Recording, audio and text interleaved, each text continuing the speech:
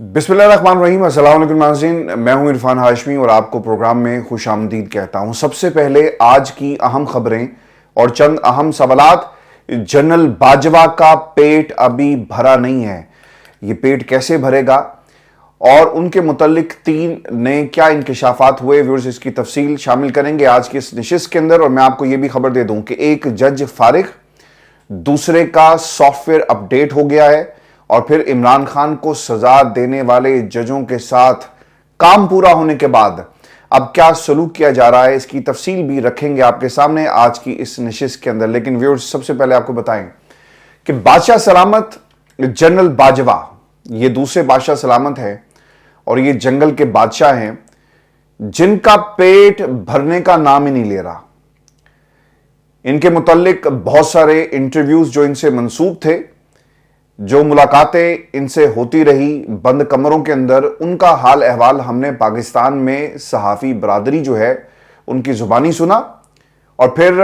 जिन लोगों ने इनकी गुफ्तगू पाकिस्तान के मीडिया या अपने प्लेटफॉर्म से आवाम तक पहुंचाई, उन हकाइक के खिलाफ ये चले गए और इन्होंने कहा कि जनाब मैंने तो ऐसी कोई बात ही नहीं की। लेकिन अब ये कुरान पाक जो पॉकेट साइज का जेब में रखकर फिरते हैं और फिर कस्में खाते हुए आपको नजर आएंगे। और इनका पेट नहीं भर रहा, ये अब कस्में भी खाना शुरू हो गए हैं और खाते खाते इन्होंने पूरे पाकिस्तान का बेड़ा गर्क कर दिया, पाकिस्तान की सियासत का बेड़ा गर्क कर दिया। इनके खिलाफ जो इन्होंने 3 क्लेम किए थे कि मैंने नवाज शरीफ को बाहर नहीं भेजा,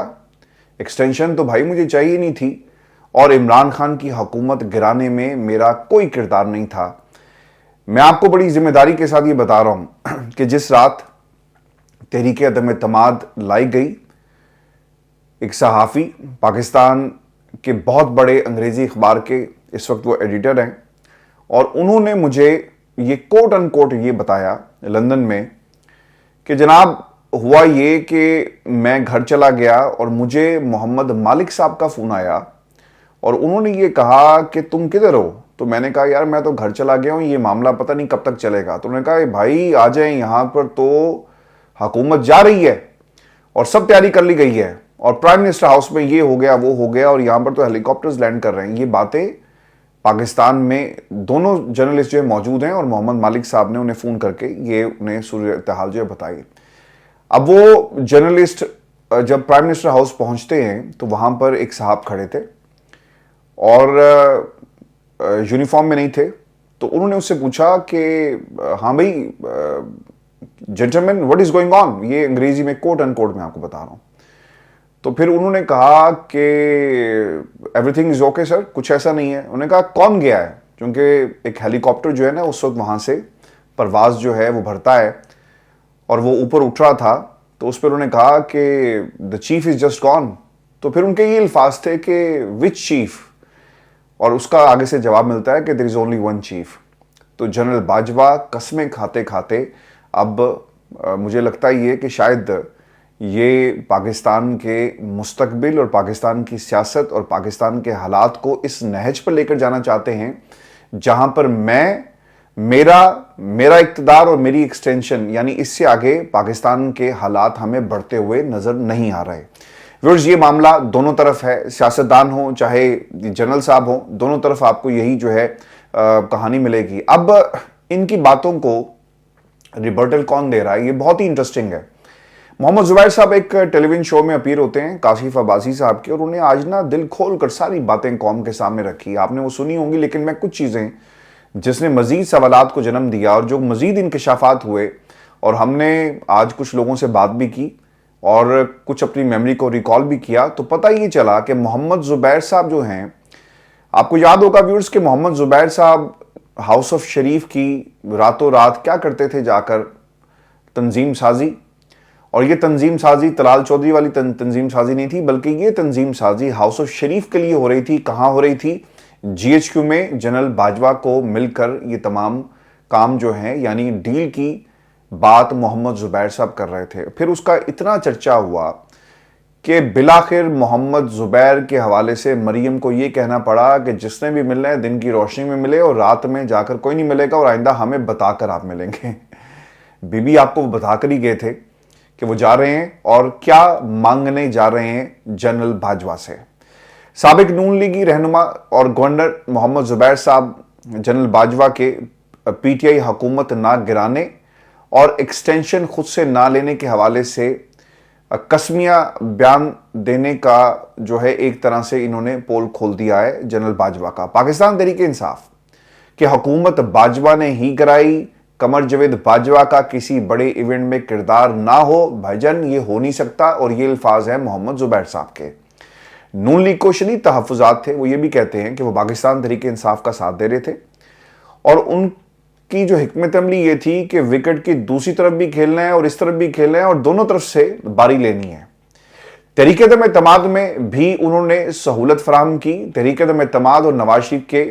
باہر جانے میں قمر جاوید باجوہ کا کردار تھا۔ آج جنرل صاحب آپ نے تو قسم کھا لی، حلف ایک طرح سے دے دیا، اور آپ نے کہا کہ بتانے والوں نے بتایا کہ آپ کے پاس پاکٹ سائز قرآن آپ کی جیب میں موجود تھا اور آپ یہ سب باتیں کر رہے ہیں، تو محمد زبیر صاحب کو نا آپ سو کر دیں اور ان تمام لوگوں کو عدالت لے جائیں جو آپ کو اس وقت ڈی فیم کرنے کی کوشش کر رہے ہیں۔ اگر آپ سچے ہیں،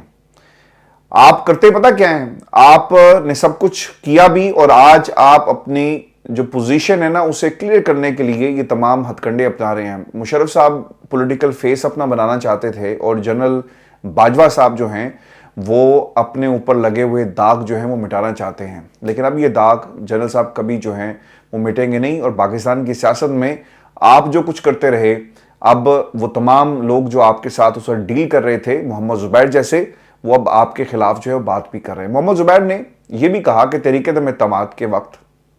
پوچھا تھا کہ ہم کیوں سمجھوتا کر رہے ہیں، مجھے جواب ملا تھا کہ کبھی نہ کبھی کہیں نہ کہیں سمجھوتا کرنا پڑتا ہے، اور ان کا اشارہ یہ کس کی طرف تھا؟ ان کی اپنی پارٹی کی طرف تھا۔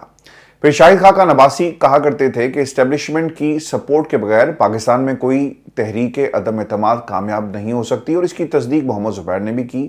اور یہ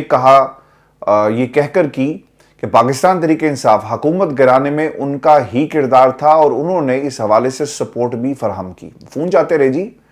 اور میں ان لوگوں کو جانتا ہوں ایم کیو ایم کے جنہوں نے کہا کہ جناب ہمیں ایک گھنٹی بھی فون کی ہماری بچ گئی نا تو پھر دیکھیں ہم ووٹ کس کو دیتے ہیں۔ اور آج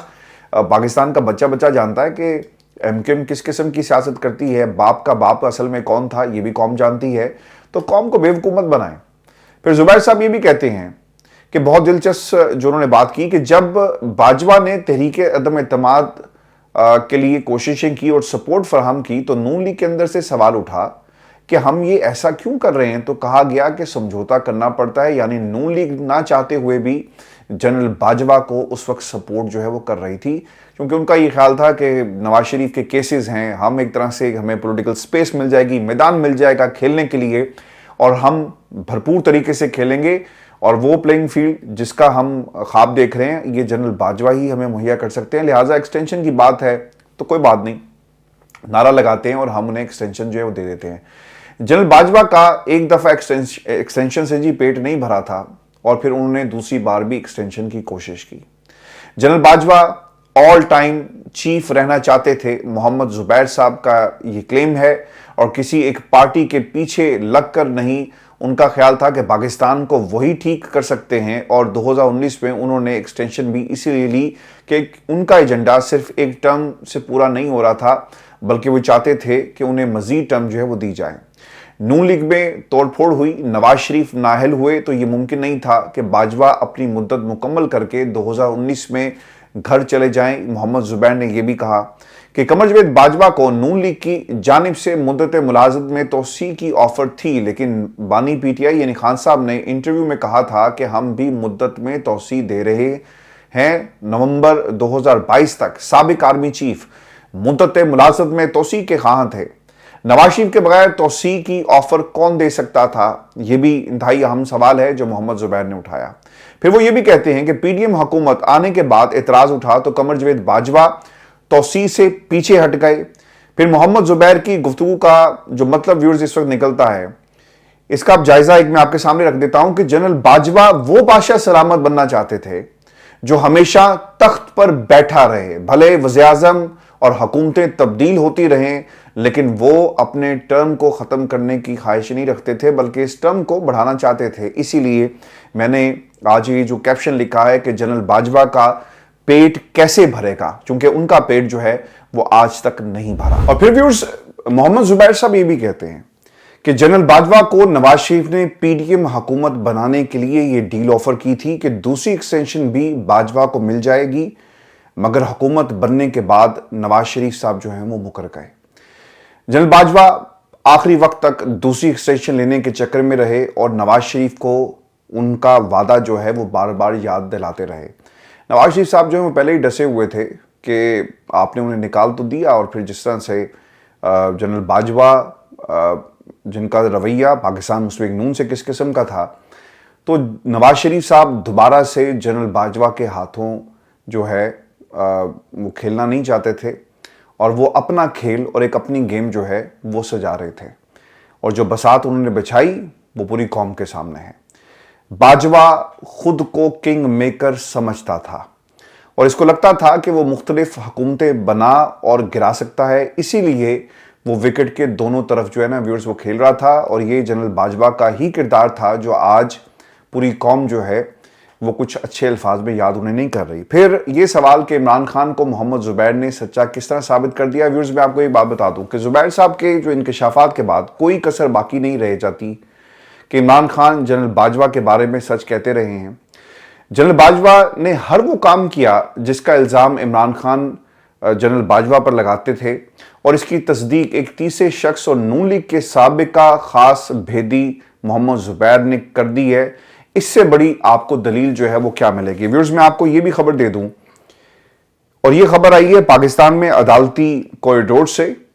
اور تھرڈ امپائر کی مداخلت ساری پلئنگ 11 کو نامنظور ہے. یہ پلئنگ 11 ہے جی اسلام آباد ہائی کورٹ کی، جس میں فل کورٹ اجلاس ہوا، اور اس میں جو ادارے کا ایک رسپانس کیا ہوگا جب آئندہ اس قسم کی ایک مداخلت جو ہے وہ کی جائے گی. میں آپ کو ویورز یہ بات بتا دوں آگے بڑھنے سے پہلے کہ سپریم کورٹ آف پاکستان نے کچھ نہیں کیا، اور ایک طرح سے ان 6 ججز کا منہ جو ہے وہ بند کروا دیا گیا ہے. اب یہ منہ کیسے بند ہوا یہ میں آپ کو بتا دیتا ہوں، اور سب کا سافٹ ویئر کس طرح سے اپڈیٹ ہوا، اور پھر اس کے ساتھ جڑے ہوئے سوالات کہ یہ رسپانس دینے کا فیصلہ جو ہے مداخلت پر ادارے کی جانب سے، یعنی ادارہ جاتی رسپانس اصل میں ہی ہے کیا. اسلام آباد ہائی کورٹ کی چیف جسٹس عامر فاروق کی سربراہی میں جی اسلام آباد ہائی کورٹ کا فل کورٹ اجلاس ہوا، جس میں justice Mohsin Akhtar Kayani, justice Tariq Jahangiri, justice Babar ستار، جسٹس اعجاز اسحاق، جسٹس ارباب طاہر اور جسٹس سمن رفت امتیاز جو ہیں وہ شریک ہوتی ہیں. اور پھر اجلاس میں خط پر دستخط نہ کرنے والے جسٹس میاں گل حسن اورنگزیب بھی شریک ہوئے. ذرائع ویورز یہ بتاتے ہیں کہ عدلیہ میں حساس ادارے کی مداخلت روکنے کے حوالے سے تجاویز پر غور کیا گیا. اس میکنزم کو دیکھا گیا کہ آئندہ اگر کسی جج کو اس قسم کی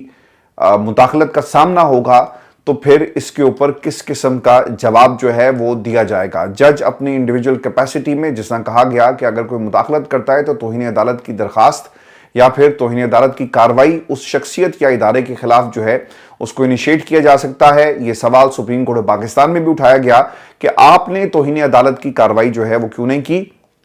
اور یہ سپریم جوڈیشل کونسل کو یہ معاملہ جو ہے وہ کیوں بھیجا گیا. لیکن اب جو تجاویز اور جو میکنزم طے پایا اس کی تفصیل میں آپ کے سامنے رکھ دیتا ہوں کہ ذرائع بتاتے ہیں ویورز کہ اسلام آباد ہائی کورٹ کا فل کورٹ اجلاس خوشگوار ماحول میں ہوا. ذرائع یہ بھی بتاتے ہیں کہ فل کورٹ اجلاس میں سامنے آنے والی تجاویز کو ڈرافٹ کی شکل دی جائے گی، اور اسلام آباد ہائی کورٹ متفقہ تجاویز سپریم کورٹ آف پاکستان کو بھیجے گا. اس سے پہلے سپریم کورٹ آف پاکستان نے ویورز آپ کو یاد ہوگا کہ خط کے ذریعے ایک حکم نامے کے ذریعے اسلام آباد ہائی کورٹ کی چیف جسٹس کو کہا کہ تجاویز دی جائیں، ان 6 جج صاحبان سے پوچھا جائے کہ کیا میکنزم جو ہے وہ بنایا جائے، جس کا obviously اب ذکر فل کورٹ کے ذریعے جو ہے یہ تجاویز بھیجی جا رہی ہیں. ذرائع ویورز یہ بھی بتاتے ہیں کہ فل کورٹ اجلاس میں تجاویز پر کوئی اختلاف سامنے نہیں آیا، اور تجاویز کا ڈرافٹ تیار کر کے مقررہ تاریخ سے پہلے سپریم کورٹ آف پاکستان کو بھجوایا جائے گا. اب سوال یہ ہے کہ اگلا خط 6 نہیں پورے 8 جج صاحبان کیا لکھیں گے. میں آپ کو اس کا جواب بھی دے دیتا ہوں کہ یہ اس کا معاملہ اور اس کا مطلب اصل میں ہے کیا. اب اگر थर्ड एम्पायर खेल में कोई मुदाखलत करता है तो 2-4 प्लेयर्स नहीं बल्कि पूरी प्लेइंग 11 इसके खिलाफ अपील करेगी और खड़ी हो जाएगी। ये बड़ा वाज़ेह सिग्नल है जो इस्लामाबाद हाई कोर्ट ने खत और मुदाखलत के मामले पर दे दिया है। और वो सवाल ये है जो इसके साथ जुड़ा हुआ है कि इदारा जाती रिस्पॉन्स का आखिर मतलब क्या होगा। पहला मतलब ये होगा जी कि आइंदा से मुतासर जज सुप्रीम कोर्ट के चीफ जस्टिस या सुप्रीम जुडिशल काउंसिल को खत नहीं लिखेंगे बल्कि अब chief justice Islamabad high court खुद दीगर जजेस की सपोर्ट से ये मामला आगे उठाएंगे। दूसरा मतलब आइंदा मुदाखलत की सूरत में हाई कोर्ट किसी जो हाई फोरम यानी सुप्रीम कोर्ट की हिदायत का इंतजार नहीं करेगी बल्कि इदारा जाती रिस्पॉन्स अदालत में मामले की समाअत और इसके बाद मुतल्लिका अदारे को तौहीन अदालत की सजा की शक्ल में भी सामने आ सकता है। यानी खत नहीं लिखा जाएगा, चीफ जस्टिस को बताया जाएगा और चीफ जस्टिस साहब जो है फिर सारे मिलकर फुल कोर्ट लगाएंगे और तौहीन अदालत की कार्रवाई का बाकायदा आगाज कर दिया जाएगा। तीसरा मतलब यह है जी कि इस्लामाबाद की मातहत अदालतों में किसी जज पर दबाव डाले जाने की सूरत में हाई कोर्ट इस जज के पीछे खड़ी होगी और यह मामला बतौर इदारा खुद हैंडल करेगी जिसकी एक शक्ल अदालती कार्रवाई जो है वो हो सकती है। मैं आपको व्यूअर्स ये भी बता दूं कि जस्टिस आमिर फारूक का सॉफ्टवेयर साथी जजेस के हाथों जो है वो अपडेट हो गया है। 6 जजेस ने अपने खत में तफसील से ये बताया कि उनको मजबूर होकर खत लिखना पड़ रहा है। नौबत यहां तक क्यों आई? कहानी शुरू होती है जब पहली बार इस्लामाबाद हाई कोर्ट के 3 रुकनी बेंच पर मार्च 2023 के दौरान इमरान खान के खिलाफ ट्रायन वाइट केस की नाकाबिले समाअत होने के फैसले को तब्दील करने के हवाले से दबाव आया। इस बेंच में आपको याद होगा कि जस्टिस आमिर फारूक साहब के अलावा ना दीगर 2 जज साहिबान जो इसमें शामिल थे जिन्होंने अपने अदालती राय में ये लिखा कि ये केस नाकाबिले समाअत है और आमिर फारूक साहब ने इसके बरक्स राय दी। जजेस की अक्सरियती राय सामने आने के बावजूद जो हतमी फैसला सुनाए जाने की तारीख को जो है वो इधर उधर किया गया, यानी फैसला नहीं सुनाया गया, डिलिंग टैक्टिक्स जो है वो अपनाई गई। फिर इस्लामाबाद हाई कोर्ट के जज पर बराह रास्त दबाव एक और केस के हवाले से डाला गया जिसमें आपको याद होगा कि ये भी हुआ था और ये बात रिपोर्ट भी हुई कि इसके नतीजे में इस जज का ब्लड प्रेशर इतना ऊपर चला गया कि उसको हस्पताल में दाखिल होना पड़ा, जबकि दूसरे जज के बहनोई को कई दिन तक अगवा किया गया। और व्यूअर्स ये भी खबर सामने आई कि अगवा के दौरान उसे इलेक्ट्रिक शॉक्स दिए गए, तशद्दुद किया गया, अजियत दी गई। और फिर तीसरे जज की रिहाइशगाह पर जब ड्राइंग रूम की एक लाइट ख़राब होने पर तब्दील करने के लिए खोली गई तो इसमें से जासूसी का एक कैमरा निकला। अब चीफ जस्टिस आमिर फारूक के नोटिस में ये वाक़यात बार बार लाए गए मगर कोई एक्शन जो है वो चीफ जस्टिस की तरफ से नहीं लिया गया। और जब बात यहाँ पर नहीं रुकती और बार बार उन्हें कहा गया तो फिर आमिर फारूक साहब ने कहा जी कि मेरी गल हो गई है तो तुसी ज़रा हाथ होला रखो, अब दोबारा ऐसा कोई वाक़या नहीं होगा, यानी साड़ी गल हो गई है और आइंदा नहीं होगा मगर कोई फ़र्क नहीं पड़ता। तो फिर व्यूअर्स क्या हुआ कि नौबत यहाँ तक आ गई कि चीफ जस्टिस ने बार बार कहे जाने पर इस मामले पर गौर करने के लिए फुल कोर्ट इजलास भी ना बुलाया और आखिर में जजेस को तंग आकर खुद ही ये फैसला करना पड़ा कि बहुत हो गया, अब खुद ही खड़ा होना पड़ेगा और सुप्रीम जुडिशल काउंसिल का दरवाज़ा जो है वो बाकायदा तौर पर खटखटाया गया। अब ताज़ा तरीन मीटिंग में साथी जजेस ने आमिर फारूक को ये समझा दिया है कि अब तसल्लियाँ या दावों से काम नहीं चलेगा भाईजान। अगर आप ये कहेंगे कि साड़ी गल हो गई है और ये मुहावरा भी हम इसको कबूल नहीं करेंगे, अब आमिर फारूक को किसी एक भी जज की शिकायत पर बतौर चीफ जस्टिस इस मामले को देखकर खुद जो है वो रिस्पॉन्स देना होगा। और आमिर फारूक का सॉफ्टवेयर बाकी जजेस ने एक तरह से बाकायदा तौर पर जो है वो व्यूअर्स अपडेट कर दिया। मैं आपको व्यूअर्स ये भी खबर दे दूं क्योंकि जजेस की खबरें आपके साथ मैं शेयर कर रहा हूं कि अब साइफर जज की जी छुट्टी हो गई है और इमरान खान और शाह महमूद कुरैशी को सज़ा सुनाने वाले खुसूसी अदालत के जज से मुतल्लिक जो है अहम फैसला किया है। इस्लामाबाद हाई कोर्ट ने जज अबुल हसनात जुल्कुनैन को अपने मुतल्लिका डिपार्टमेंट में वापस भेजने का फैसला किया है और खुसूसी अदालतों के इंस्पेक्शन जज जस्टिस मोहसिन अख्तर क्यानी ने चीफ जस्टिस को सिफारिश कर दी है और इंस्पेक्शन जज जस्टिस मोहसिन अख्तर क्यानी ने सिफारिश की कि जज अबुल हसनात जुल्कुनैन की खिदमात जो हैं वो लाहौर हाई कोर्ट को जो है वापस कर दी जाए। अब मैं आपको ये बता दूं कि जस्ट आपकी मेमोरी को रिफ्रेश करने के लिए कि ये जज अबुल हसनात साहब हैं कौन। जज अबुल हसनात साहब لاہور ہائی کورٹ سے آئے تھے جی. انہوں نے عمران خان کو سائفر کیس میں سزا دی.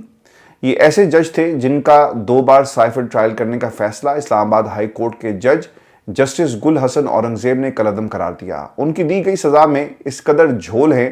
کہ اب ایف آئی اے، پروسیکیوٹر اور دونوں ہائی کورٹ کے جج عامر فاروق اور میاں گل حسن اورنگزیب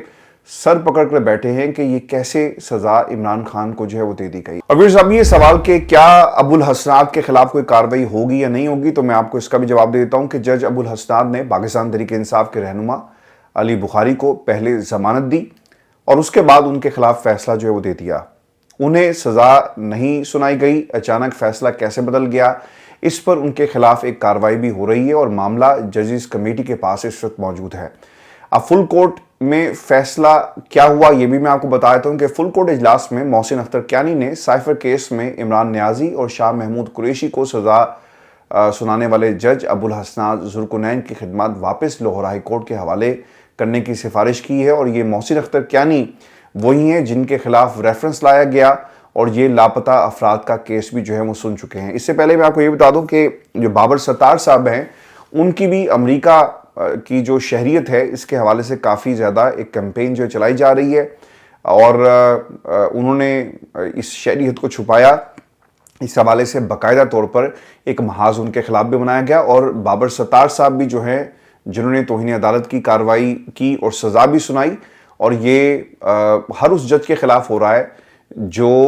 بادشاہ سلامت کو انکار کرتا ہے. اب کام لے کر پھینک دیا گیا، یہ بھی میں آپ کو بتا دیتا ہوں کہ ہوا کیا ہے. وہ جج صاحبان جنہوں نے عمران خان کو سزائیں سنائی، جن سے کام لیا گیا، اب وہ کس حال میں ہیں؟ قدرت اللہ جی جنہوں نے غیر شرعی نکاح کیس میں سزا دی، ہمایوں دلاور جنہوں نے توشہ خانہ میں سزا دی، انہیں بھی واپس او ایس ڈی بنا دیا گیا، اور اب ابو الحسنات ذوالقرنین سائفر کیس میں سزا جنہوں نے دی اب انہیں بھی واپس جو ہے وہ بھیج دیا گیا ہے. اب کیا ان کے خلاف کارروائی ہوگی؟ سوال یہ ہے. جو معاملہ ججز کمیٹی کے پاس ہے اس میں محسن کیانی، گل حسن اورنگزیب اور چیف جسٹس عامر فاروق صاحب جو ہیں شامل ہیں، اور ان کے خلاف کارروائی جو ہے ایک طرح سے ہو بھی سکتی ہے کیونکہ پاکستان تحریک انصاف کے رہنماؤں کو ضمانت دینا اور رات گئے فیصلے واپس لے لینا یہ کسی قانون کے تحت جو ہے وہ نہیں کیا جا سکتا، اور یہ ایک سیریس قسم کا ایک اوفینس ہے جس کا مرتکب جو ہے وہ ایک سٹنگ جج جو ہے وہ ہوا ہے. تو لہٰذا دیکھنا یہ ہوگا کہ ان کے خلاف اب کارروائی جو ہے وہ کیا ہوتی ہے. ویورز یہ شو تھا آج کا ہمارا. اپنے کمنٹس ضرور بھیجیے گا، چینل کو سبسکرائب کرنا مت بھولیں. اجازت دیجیے، اللہ نگہبان.